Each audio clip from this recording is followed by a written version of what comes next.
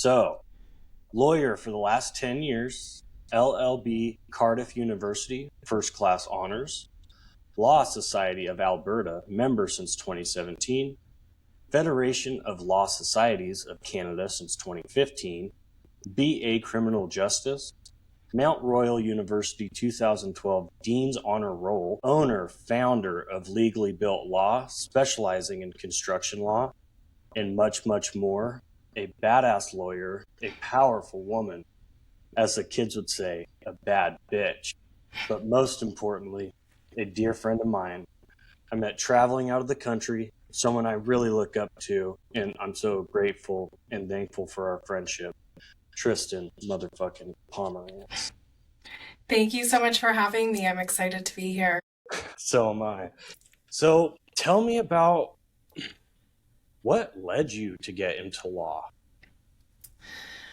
You know, it was always a part of my life. I grew up with a family of lawyers and entrepreneurs. And when I finished high school, I really didn't know what I wanted to do. I started my undergrad and quickly found criminal justice and kind of topics peripheral to the law really interesting. I did my practicum in my undergrad. I clerked at the courts. And I remember sitting there and watching the lawyers come in and the bravado and confidence that they had. I just immediately, my heart started fluttering, and it was something that I wanted to do and wanted to be. And so from there, I decided to go overseas and take law school in the UK, which was a fabulous experience. But it was just really the air about those lawyers that walked in, and to see what they were doing, changing people's lives, and being one of the few people in our society that have the power to stand up and say what's right and help people that maybe don't have a voice. Oh, that's so incredible.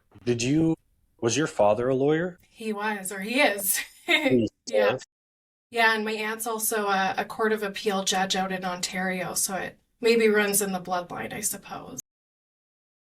Did you feel a lot of pressure from your father to go into law? Or was he kind of like he wanted you to do what you wanted to do? No pressure, for sure.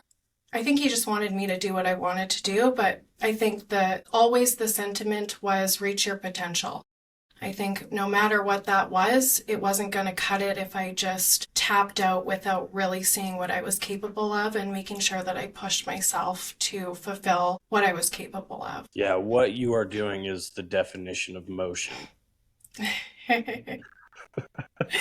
It's incredible. And, I know that you had started your career off. I mean, you're so young and killing it. Like, that's so incredible. And then you had some spots where, you really had to go on a self-healing journey. And can you just kind of tell me about that? And do you think going through your self-healing journey really gave you the, confidence and power to really start your own firm?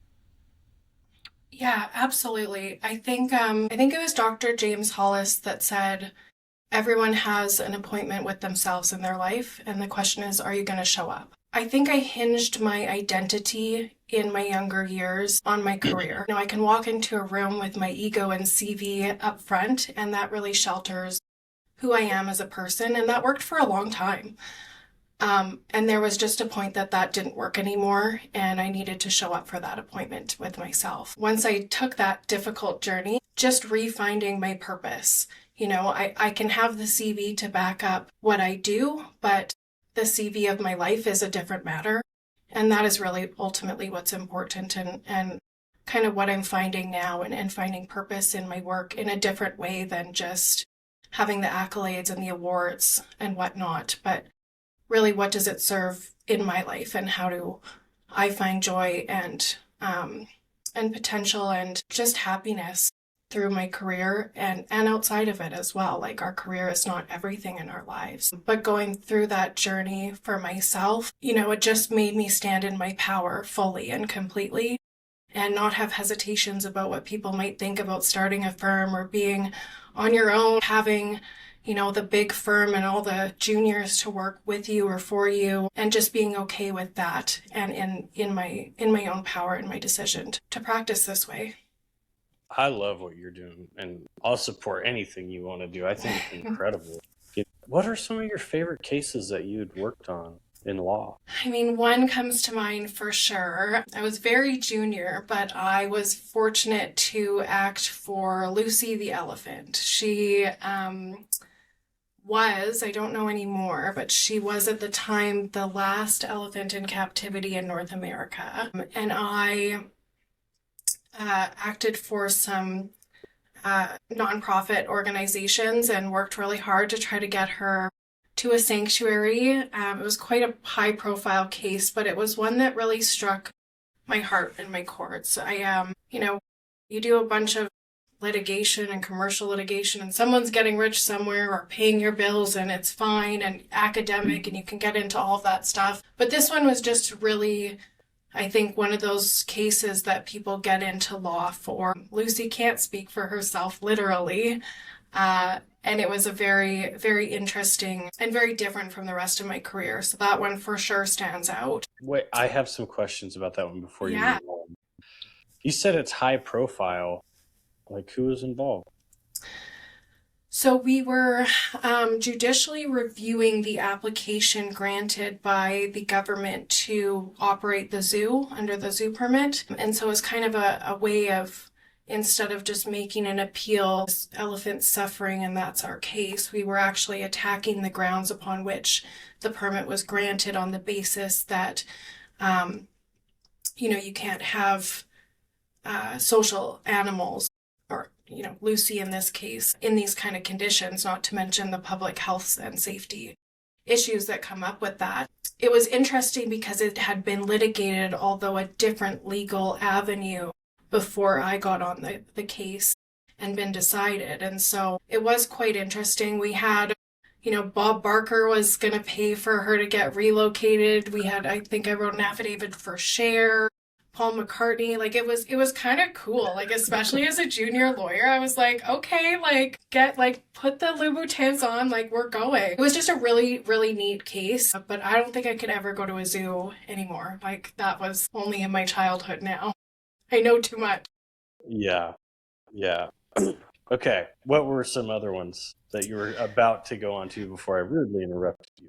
Yeah, what else? I was involved in some federal, or it was a patent dispute over a pipeline transmission patent and a license dispute. I get really academic and nerdy about it, but it was like a 4-week trial in the federal court. And I just remember, we were working our butts off. For the last 3 months before that, or 4 months before that, I don't think I had a single night off. But the pride that you get from working that hard and actually seeing it through.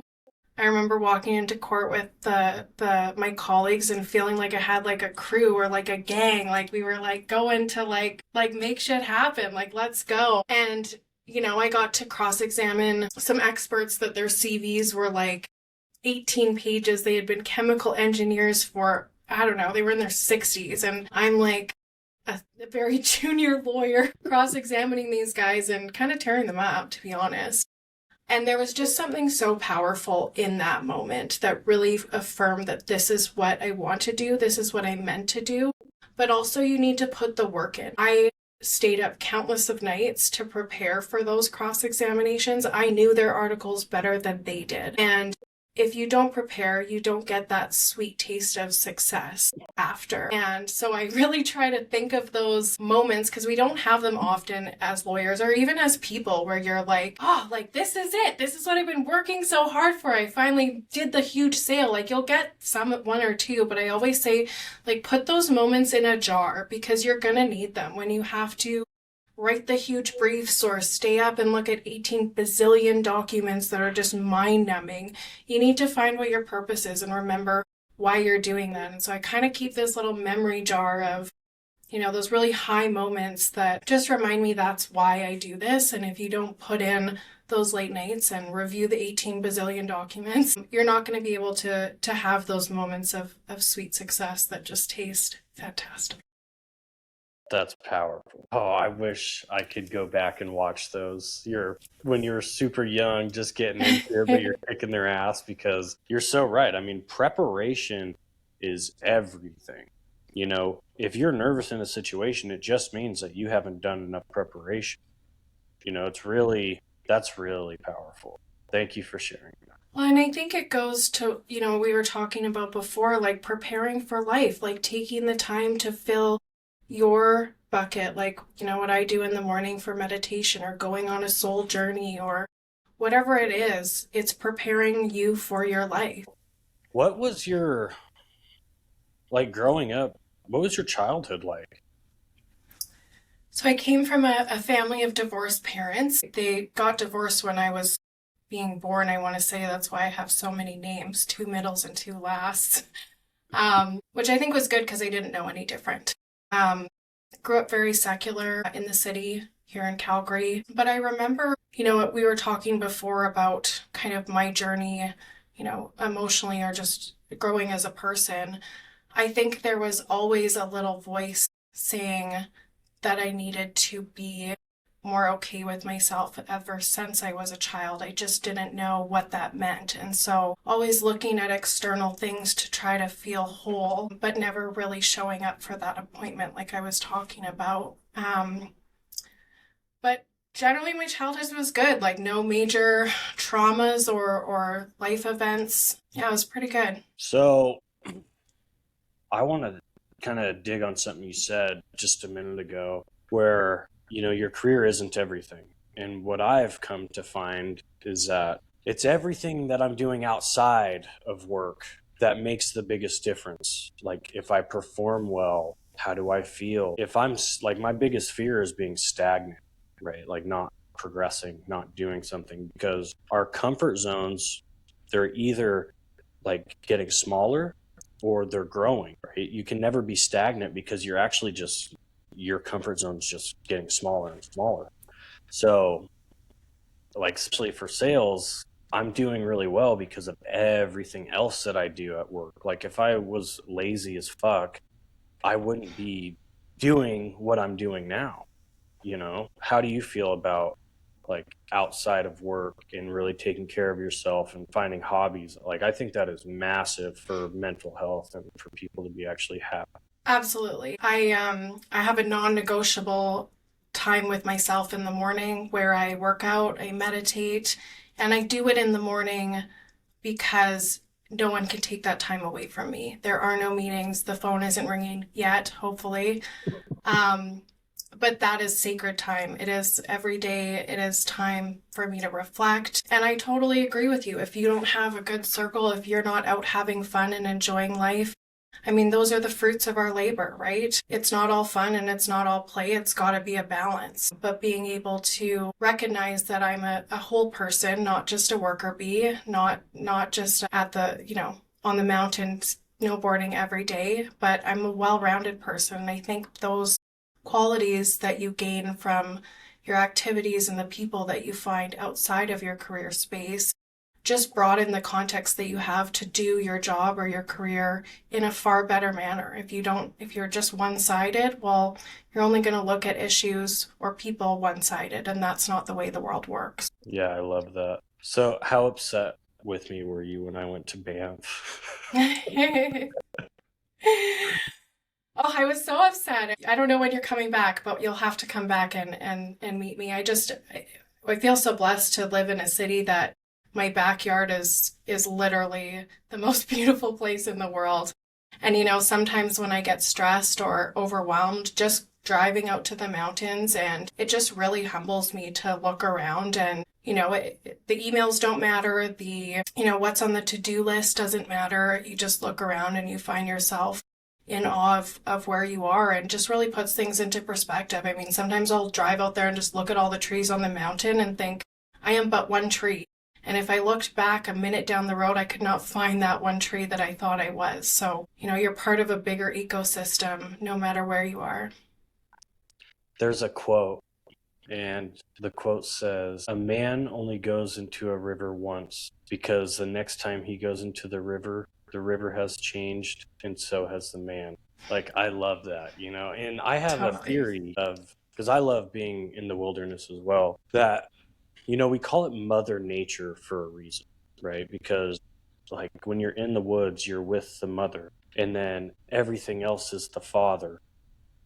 And like when a man and wife get married, they become one. So really, when you're with the mother, you're also with the father.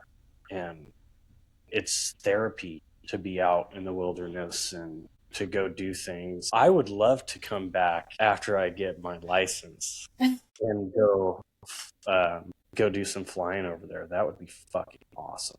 It's pretty majestic. Like, it's just beautiful. But there is a presence. I think you're really right in saying that, the world has a presence. And, I used to went to law school in the UK, like you said, and kind of lived in cities my whole life. And you can feel the difference when you're in the concrete jungle versus real nature. There is it's alive for sure. It's definitely alive. Tell me about some of your travels. I've been really fortunate to travel. It's one of the things that I love that pushes me out of my comfort zone. Ever since I was young, it was something, particularly with my father, because we wouldn't see each other all the time, that we would go on trips together. But when I moved overseas for law school, I was living in the UK, and you could jump on an EasyJet or Ryanair flight and kind of go anywhere in Europe pretty easily. And I took full advantage of that. Maybe don't tell all my professors that, but I traveled extensively, and there was something really freeing about just being in a completely different culture with different people, and sometimes no one but my best friend knew where I was, and just understanding that the way that I do things or the people around me do things is not the only way that it's done or needs to be done. Traveling is something that's really important to me. I now have not gone overseas. Well, I did go overseas over the holiday break. I did a pretty big trip over to Egypt and Dubai. But it's something that I always like to have something booked and planned to look forward to. And I always try to make it somewhere I've not been so I can check something else off the list. Yeah, hell yeah. Tell me about your trip to Egypt and Dubai. So I love EDM music. It's been something I love going to festivals, and that's something that I travel for. So when I saw Tiesto was playing at the pyramids, it was like bucket list must go. And it was fantastic. It was amazing.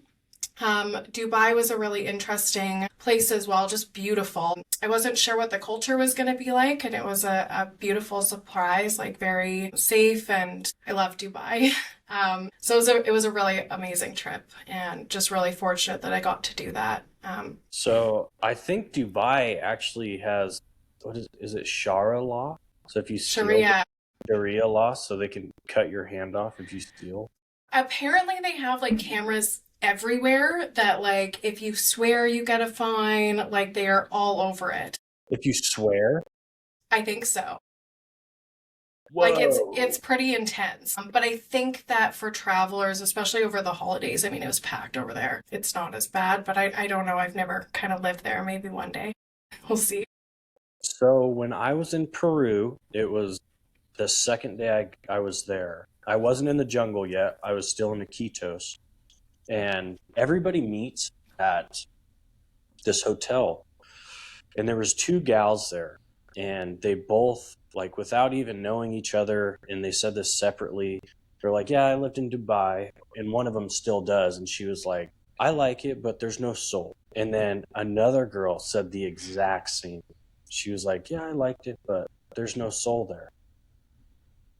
Yeah, I could see that. It's when I was talking about the concrete jungle, it's the concrete jungle on steroids. It is wild. But there's no Mother Earth, so to say. It's all man-made.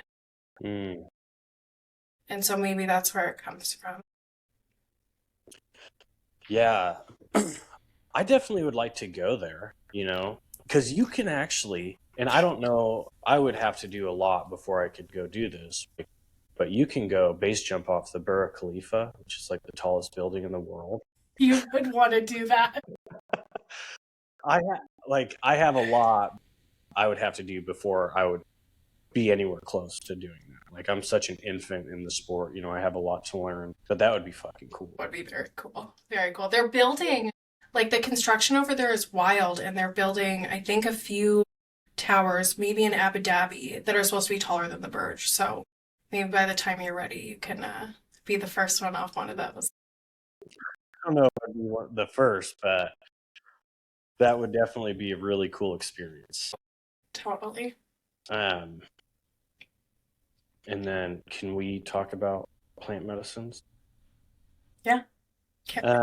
So like for me, a lot of my story, I had a ton of trauma that has happened throughout my whole entire life. And one thing that, like, the most important day of my life was doing plant medicines in Mexico. And then also the ayahuasca, I don't know if it was as profound, but it was very close. And those medicines changed my life. Like, there's no doubt about it. It's very clear, and I know they can help a ton of people. How do you feel about them?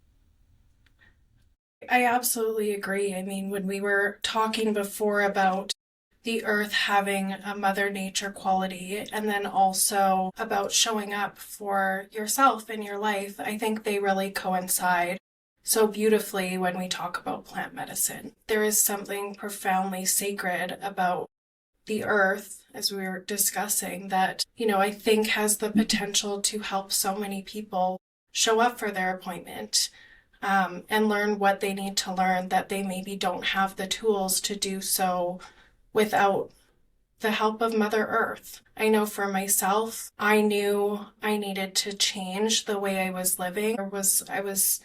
You know, I relied so much on these things that just didn't serve me, and I knew they didn't serve me, but I didn't know how to break the habit because it was the only thing I'd ever done to feel whole and complete and continue forth in my life. But I was wildly depressed and just one foot in front of the other with no intention and no soul behind it. But when I showed up and looked at myself in the mirror, it was obviously clear that it was always inside of me, whether Mother Nature or something had to help me see that. I'm so glad that I took the deep dive to really take a look at myself and figure out why I was doing those things that didn't serve me, and realize that there is a better way, and really put the work in after to develop those habits and make them habits. It's really easy to see the light, so to say, but not follow it completely. And so I think there's so many tools out there to help people get through those moments and come out on the other side. I think things like this podcast are really helpful in helping people, maybe once they've done that, continue down that path and not turn back and not go into what feels comfortable. You were talking about change is the only constant. And that's so true. Like, you need to keep evolving. I think when we say stagnant and don't evolve is when these issues come up and when we might need assistance from other people, podcasts, books, plant medicine, anything. It's going to be different for every person. But there's something so profound about the essence that is Mother Earth that I think can really open your eyes and change you. And I so support anybody that is going on that journey in whatever capacity that might be for them. Because it changed my life, absolutely. Absolutely. And actually, before I went to Mexico, I went and saw, I'm obviously not going to say his name. I think he's an incredible man. He is a man of God. He's done so many incredible things. I have so much respect for him. And I told him what I was going to go do, and he was way against it. He was like, "This is your sign from God telling you not to go." And I'm so thankful that I didn't listen to him and that I did go through that journey, because I just don't think he understands. He was like, "If it feels good on the flesh, you shouldn't do it." That's how I know he doesn't know what he's talking about, because it's terrifying to go do these plant medicines. Like, it was, and I had a rough go for like 8 hours, but I deserved it. And it was so important everything happened that way, because when it was over, or like once I got through the bad part, the humor in it was so funny. I'm just laying on the bed and I'm laughing for like over an hour about what I had gone through earlier in that day. But it was really powerful experience, and it really opened my eyes. And I truly believe that, this is God's way of fighting back, because man made all the opiates and man makes all this war and all this trauma for these like incredible war heroes, you know, that protect us. And they're looking up at the sky like, God, why won't you help me? When the cure is growing at their feet. And I really truly feel that it's God sitting there saying, okay, like, especially for people who get themselves addicted to opiates or drugs, it's like, you got yourself addicted to this. I will heal you, but you're probably going to have a bad trip for 24 hours. Like, what do you want to do? And for me, it was like, I'll take the bad trip because I want change. Like, I wanted change that bad that it didn't matter what was going to happen.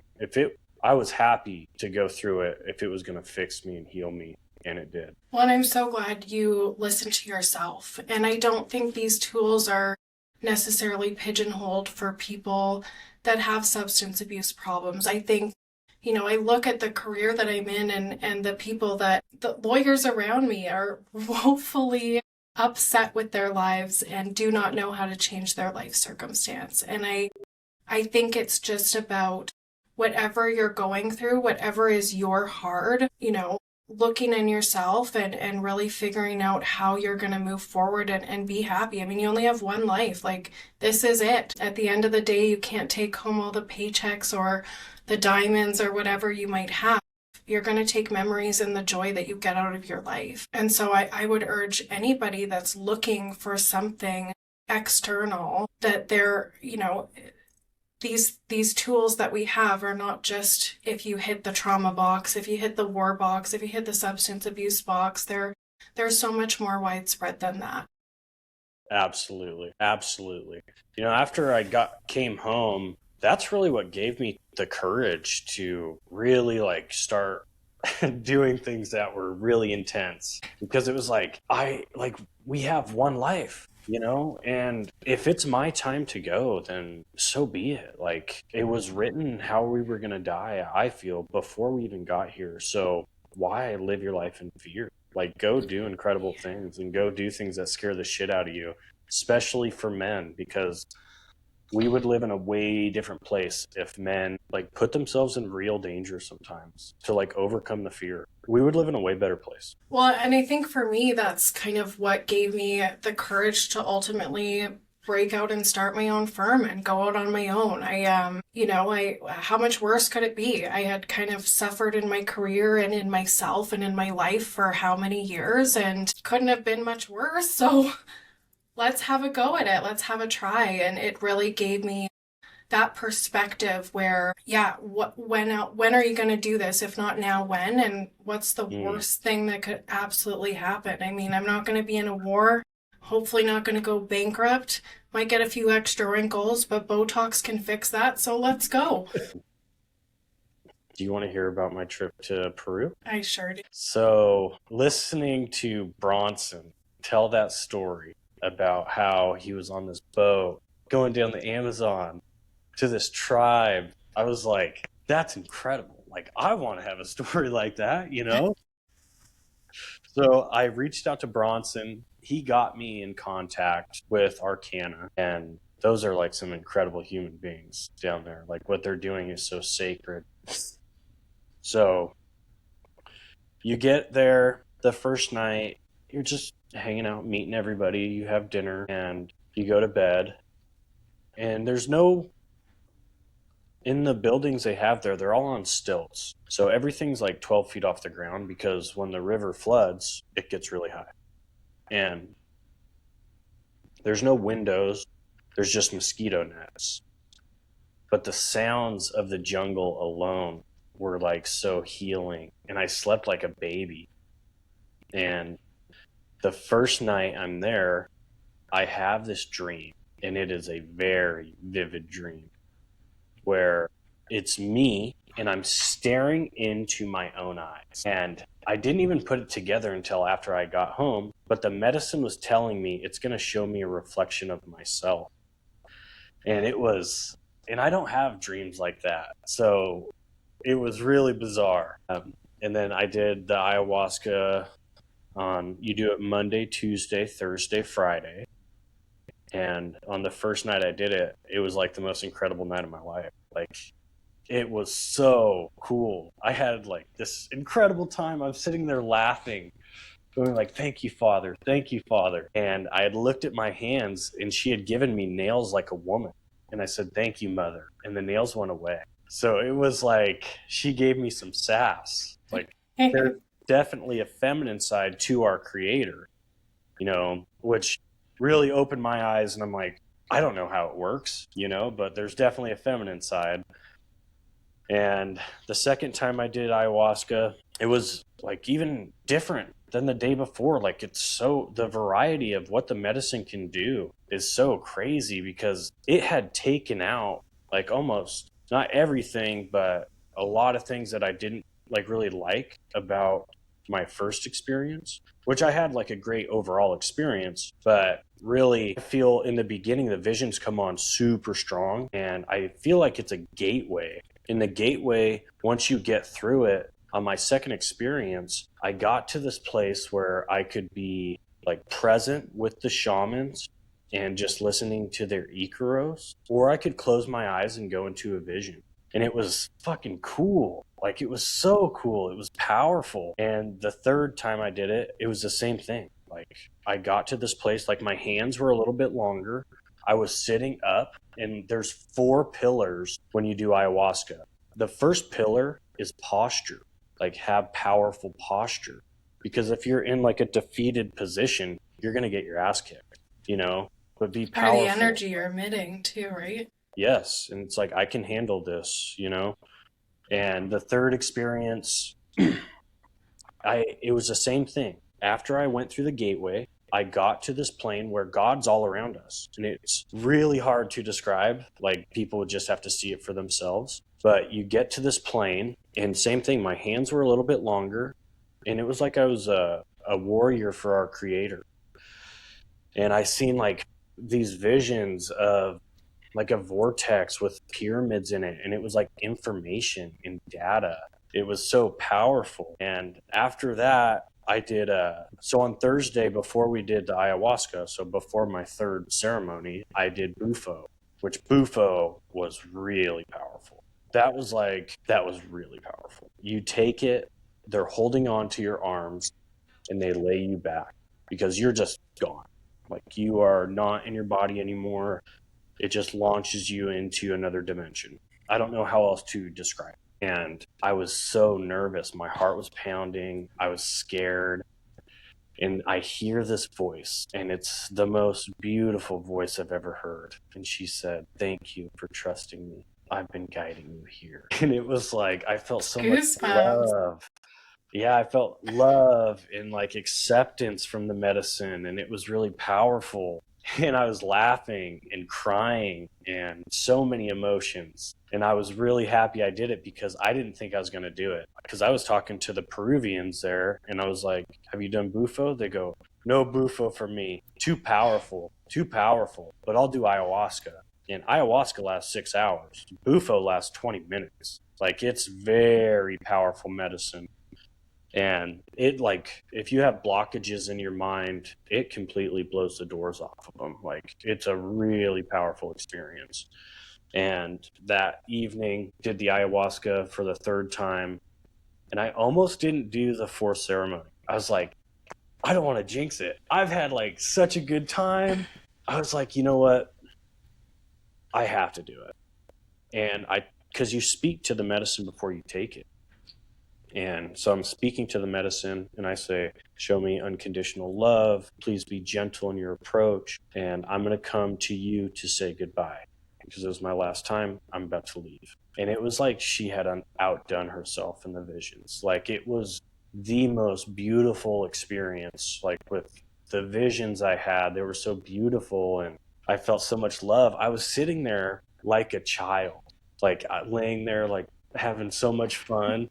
And the medicine, because this might sound crazy to people, but they would just have to do it to understand, but I spoke with God, and God said, "Look at you acting like a child. Who would have guessed?" And it was so beautiful.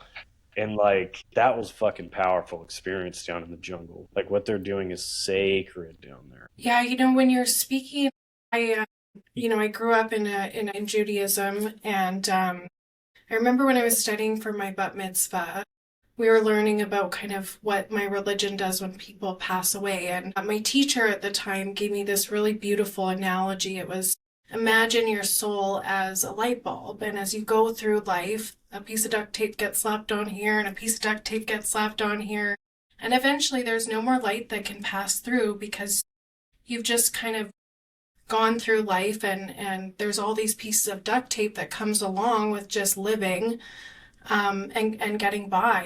And one thing that really, it was just a good visual for me of peeling off all of those pieces of duct tape one at a time, getting them off, and just so that light can really shine bright. And I feel like the journey that I went on, that's a really good way that I can kind of visualize it or explain it, is getting rid of all the crap that just comes through that you maybe don't even realize, but really affects how bright you shine. And I mean that in every sense of the way, metaphorically, but in your relationships, in your personal relationships, in your work, in just even for yourself. And so my journey, I really felt like I did a good number on those pieces of duct tape. There might be a few left over, but I just really came out of there feeling like my soul, or whatever you want to call it, was able to shine the way it was meant to, put on this earth, meant to be. I think that we can really get bogged down with those pieces of duct tape. Absolutely. Like, what a beautiful way to describe that.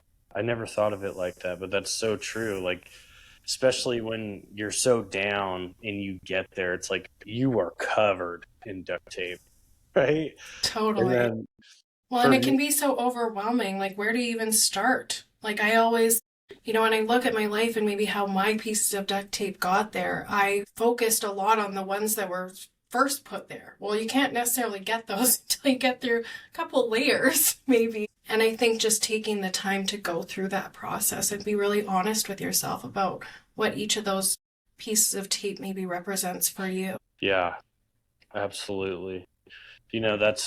That's really powerful, and I'm super grateful I was able to go do, the things I've done, and the people you meet is like all part of the healing as well.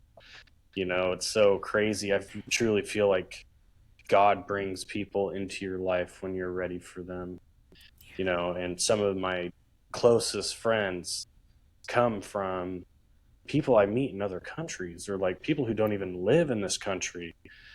It's such a powerful experience, and I truly feel like it is from God himself, or her. I don't know how it works.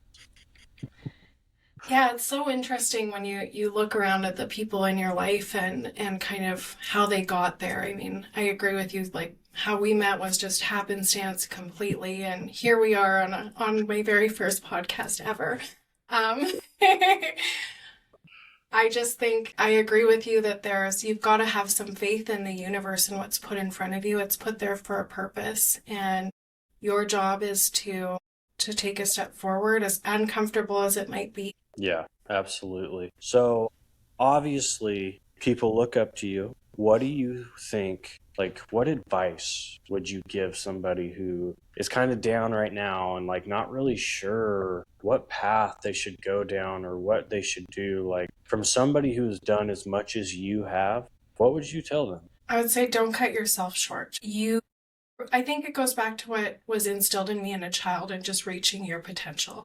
I don't necessarily know what everyone's potential is. It's different, and what their joy is, but don't cut yourself short. You are worthy of it. Find the people around you that believe in you and believe that you can reach that and will hold you to account to reach that. You can surround yourself with people that accept mediocrity in their lives, but they are not going to push you where you need to be. And if you truly want to be satisfied and feel success, just like maybe these moments that we have been talking about, it's because you've put in the work and you've gotten there. I think it's natural for people and normal for people to go through depressions and kind of the swings of life and emotions. But surrounding yourself with people that have gotten out and that you can talk to and talk to honestly. I think lots of people sugarcoat things or maybe try to explain things in a way that might seem okay on paper or in their minds, but when you're truly honest with someone else, you have to hear that Yeah. yourself. And so I think that that's really important. And it might be a partner, it might be a friend, but or a parent, but having someone that you can just take all of the walls down and be absolutely um, just vulnerable with.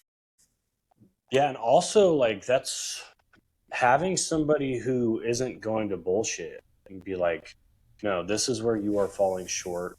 Iron sharpens iron. So it's important that you surround yourself with people who are going to bring you up and are going to push you and call you out on your shortcomings and your bullshit, because it's so easy. Like, especially people that you probably like were friends with, growing up, who like aren't really doing anything. Like, misery loves company, so it's really hard for me to find like male friends a lot of times, like I have to reach out to these guys who are really fucking incredible, because some of the things I want to do, none of my friends that I grew up with want to do this shit. They're like, or they'll be like, yeah, I would do that. And I'm like, okay, perfect. Next Tuesday or whatever. And And they're like, oh, my wife would kill me. It's like, fuck that. It's like, it's yeah, really, your circle is so important. Like, you are going to get energy from the people you surround yourself. Like, I want to be the dumbest person in every room I'm in because I am going to learn. mm-hmm. When I talked about walking in with my ego and kind of hinging my success or my identity on my CV, I wasn't ready to learn anything. I was walking in there thinking I knew everything and I was hot shit and I was just the smartest person. And it didn't get me anywhere but misery. And so when I really am just vulnerable and open, I mean, I look at when I started this firm, like I called so many people and people just showed up in my life that I hadn't seen in so long, like you were talking about. And I was just like, I don't know what I'm doing. Like, so many people want to help you if you just are, you don't even have to ask. You just have to be honest with, I don't know, or what next? And people will be like, oh, I remember that feeling. I know when people, I have a bunch of mentees and they're fantastic. I don't know, they're way smarter than me, but they'd call me about issues and, what's going on. And I just remember how exactly what they're talking about. I remember how I felt in those moments and I just want to help. And I think that's human nature. If you can be honest enough to put it out there on the table, like, they will come. I could not agree more, because there's so much I'm doing where I'm like, I don't know how to do this, but I'll give it my best shot, and we'll figure it out. And when I'm honest about things and just authentic about it, not pretending like I know everything, or because that pretending like I knew everything, or like pretending I was this badass, like did me no favors in life. Well, and everyone can see through it. It's like you think you put on this mask of know-it-all and you just look like an idiot. Yes, you just look like a fucking douchebag. It's like, I have so much to learn. A good friend of mine, Nolan, he's like, if I ever get a tattoo, it'll just say beginner, because I just I like always that. want to be a beginner in everything. Like, and that's how I feel. Like, I have so much to learn, to reach my true potential, and I'm fucking really excited for the future. That's totally how I feel as well. Starting this new venture, it's almost like restarting my life and my career all at once. And it's like, all right, what's the next lesson? I'm excited about learning. I'm excited about being uncomfortable. I'm excited for the change. I used to fear it so much that it paralyzed me, that I would just go to what was comfortable, what I knew, but it didn't serve me. And now it might be uncomfortable and I might fail. I will fail a bunch of times for sure, but like, how exciting? How exciting is that? Like, that's the best. We have the opportunity to fail Yeah, and then to totally. learn and do better. Like, fuck yeah. Like, fuck Yeah, yeah. Let's do that. totally. Well, Although I Trist, won't be jumping off the Burj Khalifa anytime soon. I probably won't be either. I mean, but that would be an incredible experience. But Tristan, thank you so much for coming on Motion, episode number 6. Thank you so much for Like, having me. I just am really proud of you and your journey and so grateful to be a part of it. I'm also extremely thankful and grateful to you. Like, you did not have to do this. and it means the world to me. So thank you so much.